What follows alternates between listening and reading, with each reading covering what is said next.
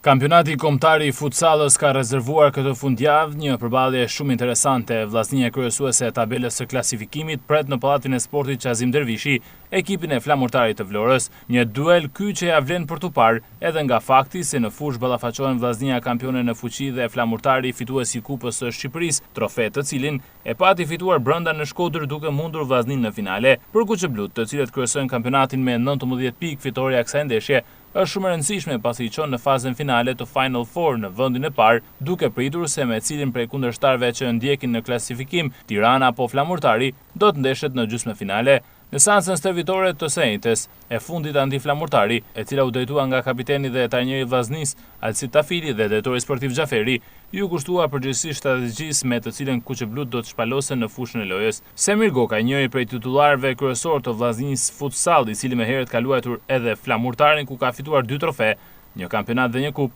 shprehet optimist se kuqeblut do dalin fitues. Madje Goka i shkon edhe më tej duke deklaruar se me këtë ecuri kaq pozitive të kampionatit, Vllaznia futsalës garanton plotësisht se do të përsërisë suksesin e sezonit të kaluar, duke sjellë në Shkodër titullin kampion.